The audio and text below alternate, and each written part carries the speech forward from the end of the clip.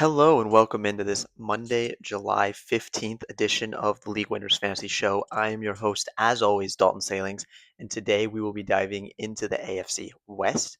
If you remember, the link will be in the description for the written version of the show, which we talked about the AFC East that was put out on Saturday. I encourage you to go take a read if that's more your style, but if you like listening to me talk, here we go with the AFC West. We are going to start with the Chargers.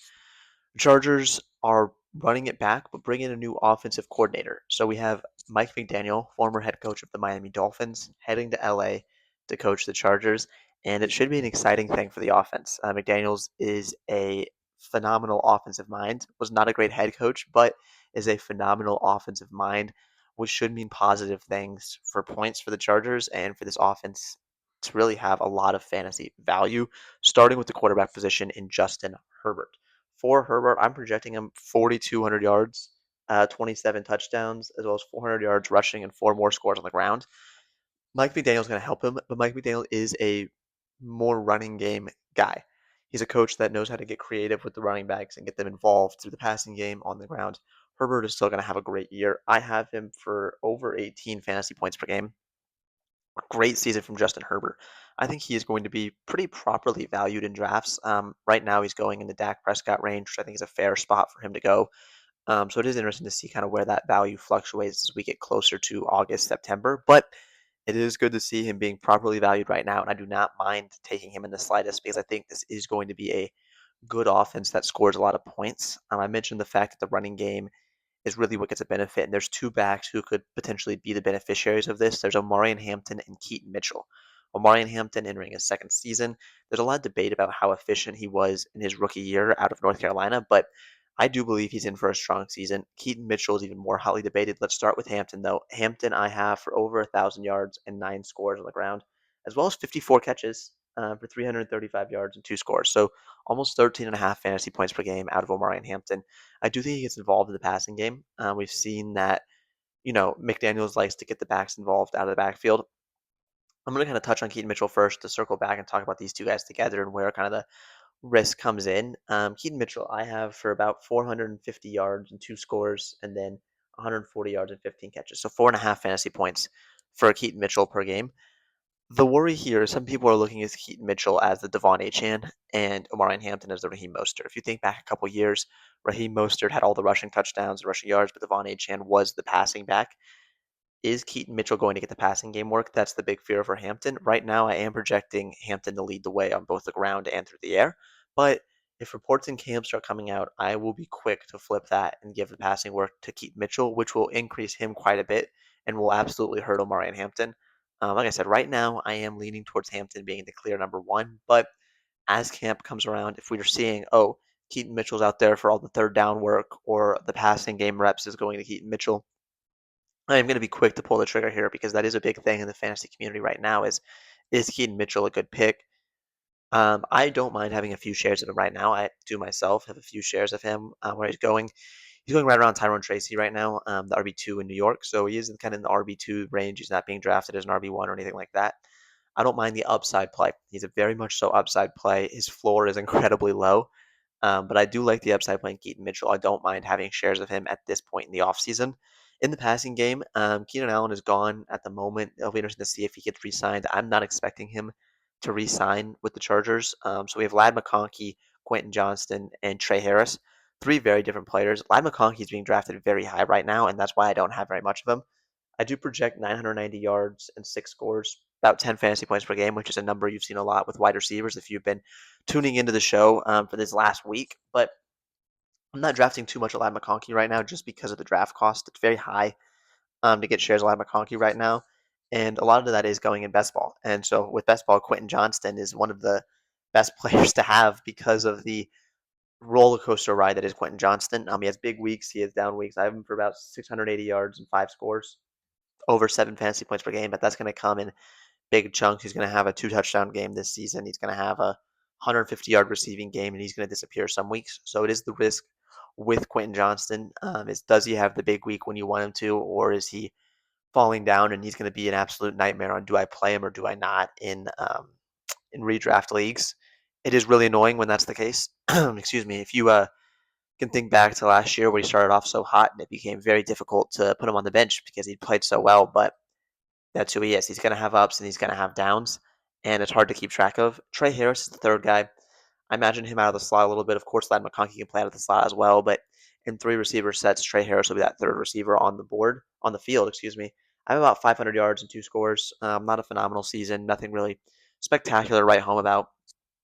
If everyone's healthy in LA, Trey Harris is not going to get much work. And that is because the Chargers signed David Njoku this offseason. So they already brought back Oronde Gadsden and they brought in Njoku. So we have Gadsden and Njoku both at tight end. I expect Gadsden to be the leader in this position group, but both of them will be on the field a lot. We're going to see a lot of two tight end sets. The Chargers want to run the football.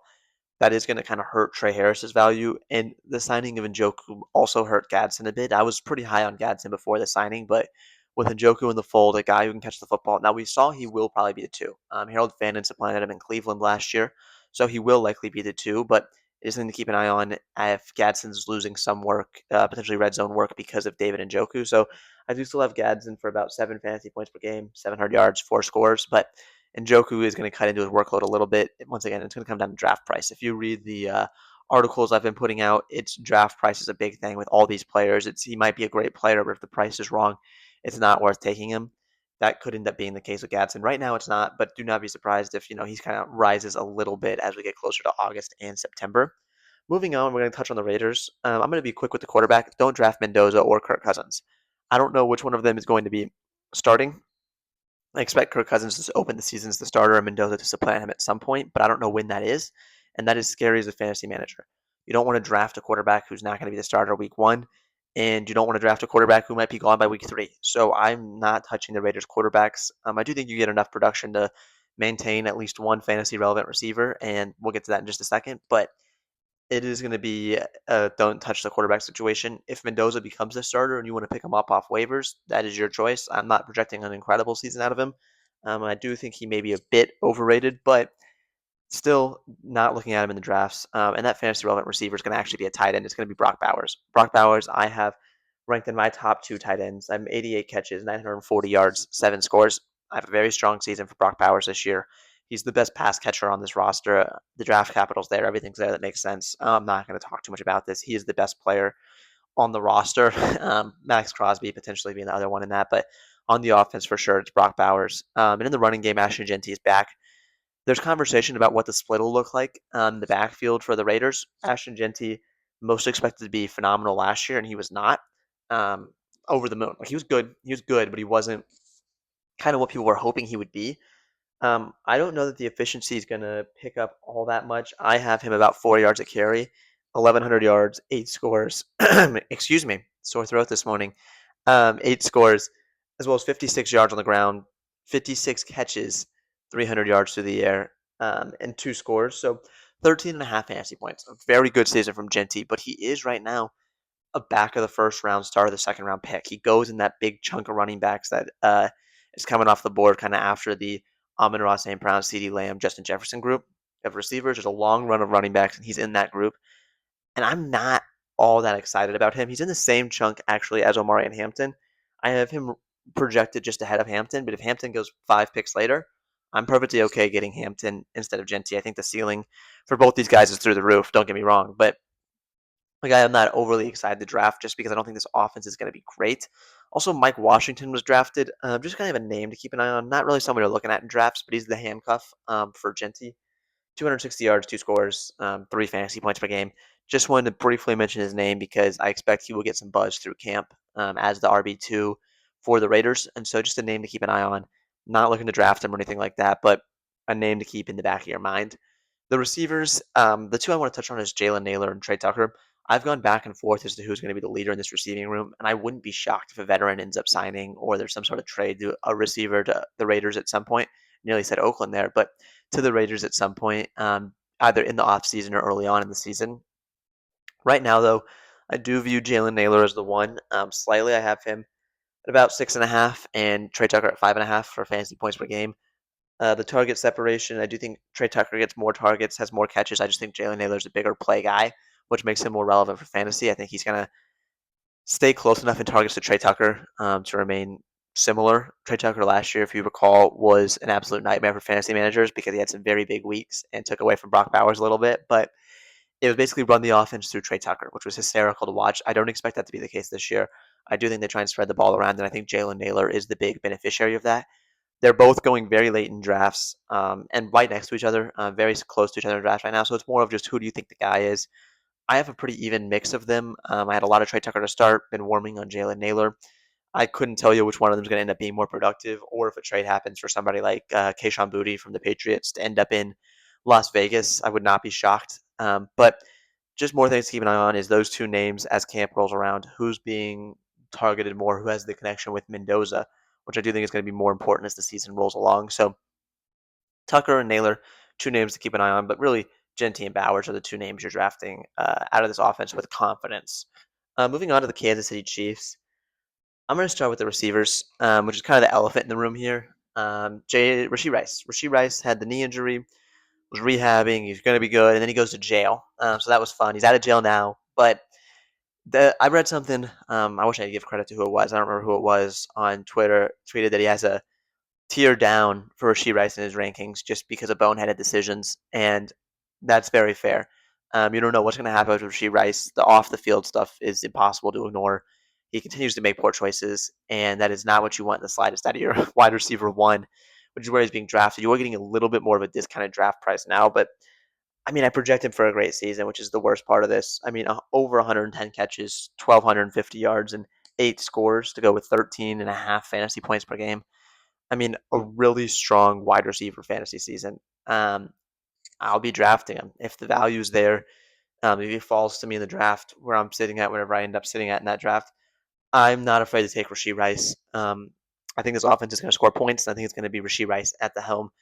Travis Kelce isn't the same player anymore. Patrick Mahomes is still very talented. I like Rashee Rice. I like Xavier Worthy as well. I have Xavier Worthy around 6 fantasy points per game, which doesn't jump off the page, but another guy similar to Quentin Johnston who I expect to have some very big weeks. And also because of all the Rashee Rice stuff, there's a world where Xavier Worthy is the one for extended periods of time during the season, be it injuries or off the field problems with Rice. I like Xavier Worthy this year. I like his upside. I like his ceiling. I think he could be a big time player. I just mentioned Travis Kelce. I want to go into that a little bit more. Obviously, congratulations to him. Now married, but I have him 65 catches, 730 yards, 5 scores, about 8 fantasy points per game. So that's still a good season for a tight end. Obviously, not Brock Bowers level, but a good season for a tight end. I don't mind drafting Travis Kelce, but he's not the same player anymore. Can he stay healthy for 17 games? Can he be a consistent producer through the entire season? Those are the questions you have to be asking. I don't know that the answer is yes, but right now he's being drafted as the tight end 10, a little bit of hiccups there, excuse me. The tight end 10, I don't mind that draft cost at all. I'm not drafting Kelsey as a top 5 tight end, but as a tight end 10, as my tight end 1, if I kick tight end down the road a little bit, I don't mind that in the slightest. If Kelsey is to stay in that area, I'm very excited about drafting him there and taking advantage of the ADP dip as he gets older because he hasn't really shown like a drops issue or anything like that. He still knows how to get open. He understands the defense. The run after the catch, I expect will be decreasing a little bit, but I do think he does have a good connection with Mahomes still. Andy Reid is going to still scheme him open, and he will have a strong enough season. On the Mahomes topic, I have him about 18 points per game. He's actually going as the QB 11 right now behind Trevor Lawrence, which I think is very fair value. I think we're getting really a lot of this Chiefs offense at its most fair value we've seen in a few years. There's been kind of a Chiefs tax in the past where you had to pay up to get Chiefs players as they were very successful and had the big names attached to them. But the fantasy community is wising up a little bit. ADP sliding a bit, which I'm enjoying now being able to buy back in Chiefs because the price is right. But I have Mahomes for 4,300 yards, 25 touchdowns, 400 yards on the ground. So a strong season, a good fantasy season. Like I said, I'd rather Justin Herbert than Patrick Mahomes, but at QB 11, that is a very fair price tag for Patrick Mahomes. He can be your QB 1. If you kick quarterback down the road, there's this stack with Rashee Rice or Travis Kelce that are available. I'm very happy with the draft price on Patrick Mahomes and have zero qualms picking him onto one of my teams, which is a weird thing to say after the last few years where it's been avoid him because of the draft cost. The other thing on this offense is the new running game. So Isaiah Pacheco's out the door. He's in Detroit, and we have Kenneth Walker brought in out of Seattle, the Super Bowl MVP, as well as Emmett Johnson drafted this year. So I have Walker kind of in the workhorse area, but he is also in that line of running backs that includes Ashton Jeanty, Omari, and Hampton, and I have him well below those guys. I have him for 1,000 yards and 8 scores, but only 30 catches and 230 yards. So that's just 11 and a half fantasy points per game. That is a step down from those other guys, and he is going behind them. He is kind of in the later stages of that running back run, but I'm not all the way in on Ken Walker. I do think he's talented. Do not get it twisted. I think he's a talented player. He's on a good offense. The offensive line in Kansas City isn't what it used to be. I just think there's a lot of factors that kind of play against Walker. And while I do think he's in for a good season, there's some other guys around him. Devon Achane is one of them who I would prefer to have. Chase Brown, who I'm looking at, is I would prefer to have them over Ken Walker going in that exact same draft area. It's draft class. Ken Walker's kind of the one guy in Kansas City whose price is elevated, just because he was strong last year and entered a better situation because there's no Zach Charbonnet to take his touchdowns. I just don't know if he has the ceiling or the ability to have the same upside that some of these other guys, younger guys, honestly have. Not that Kenneth Walker's old by any means, but he's probably going to be one of my least drafted guys in that running back run just because I just so much prefer the guys going right around him in those similar areas. Emmett Johnson, similar to Mike Washington, just a name to keep an eye on. Not to be drafted or anything like that, but should Ken Walker go down, Emmett Johnson's the guy that's going to step up and take that role. The last team we have is the Denver Broncos. The Broncos, it's what, one, two, three, four, five, six, seven fantasy relevant players. And that's a really five, but seven I want to touch on, starting with Bo Nix at quarterback. I have him around 17.6. I have him behind some of the other quarterbacks we've talked about. He's going behind them as well. Quarterbacks are very fairly priced in this division, which is a weird thing to say, but I don't mind the price on Bo Nix either. I have him 4,000 yards, 28 touchdowns, 360 yards on the ground, and 4 scores there. I think he's very fairly priced, and I don't mind drafting Bo Nix at his draft cost right now. Once again, if he rises, that'll change, but at his draft cost, Bo Nix is in a good spot. He's around the Jared Goffs of the world, which I think is a fair spot to have him at. Maybe you like somebody else in that area more, but Bo Nix going as a QB2, I feel like it's a very fair draft cost for him, and I would be interested in drafting him. The running game, it's J.K. Dobbins, R.J. Harvey, and Jonah Coleman. So R.J. Harvey was the guy that kind of kicked it off last year strong, but J.K. Dobbins came on stronger as the year went along, and we saw the Broncos go out and make it a priority to re-sign J.K. Dobbins. There's rumored Jacksonville had a lot of interest in him. Sean Payton said, I'm going to get J.K. Dobbins back. I expect him to be the one because of that. I have him leading the backfield in carries, 950 yards, 6 scores, 8.5 fantasy points per game. RJ Harvey, I have leading the receiving aspect, so I have him for 44 catches, 343 yards, and 3 scores through the air. So I do think that's kind of where the balance is. I have RJ Harvey right around 8 points a game as well. They are being drafted close to each other. I prefer Dobbins. I think the rushing upside is higher, and I think Harvey is more likely to lose the receiving role than Dobbins is to lose the rushing role, and that's because of Jonah Coleman, the rookie. I don't think he takes too much of the receiving work right out of the gate, but I'm for 21 catches and 178 yards. Not really a guy you're looking to draft, but someone who could steal some receiving game work. Kind of going back to Tennessee, where Nick Singleton could take some of the work from Tajay Spears. So that's just kind of a parallel I want to draw there. Don't be overly excited about getting RJ Harvey just because of the fact that, oh, he was great to start the year last year. He's more likely to lose work, in my opinion, than J.K. Dobbins is. So that's just something to keep an eye on there.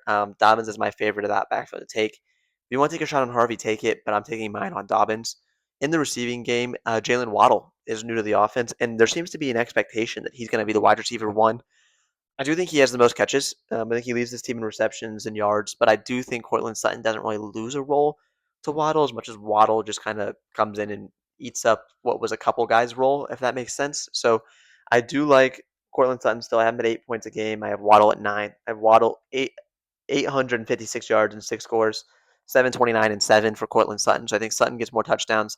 I think Sutton can make some bigger plays down the field while Waddle's going to work more in the intermediate and underneath, which will help Waddle for fantasy. Sutton's going at a huge discount to Waddle right now. I'm enjoying taking advantage of that, trying to draft some Cortland Sutton while he's at this discount. I do think they'll kind of come closer together, and I'm not anti-Waddle at all, but the discount on Sutton makes that the better pick, in my opinion.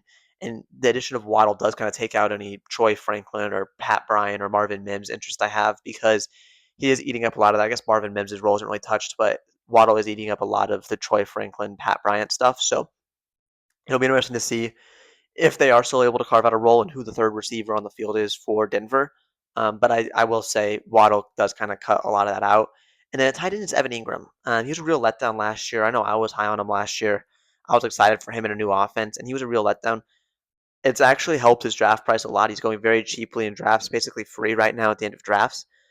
I've drafted a little bit of him just in case there's a bounce back, but I am not expecting a lot of tight end work on this team in general. I have Evan Ingram at 5.5 fantasy points per game. I'm not expecting a ton of work out of him, but I have grabbed a little bit just because I do think the upside is there with Bo Nix. But I'm not excited about Evan Ingram. He would be a third tight end on a team. I wouldn't be drafting him in redraft leagues right now. It's just best ball. There's the upside ceiling, but in redraft, it doesn't make a lot of sense to take Evan Ingram. But those are kind of the 7 guys in Denver to keep an eye on, and that concludes my breakdown of the AFC West. Just another episode of me ranting for 20 minutes, but I thank you very much for tuning in. Tomorrow we will have the written version of this coming out. It'll be posted in the description of Wednesday's video, which is where we will begin to dive into the NFC. Thank you very much for tuning in, and see you next time.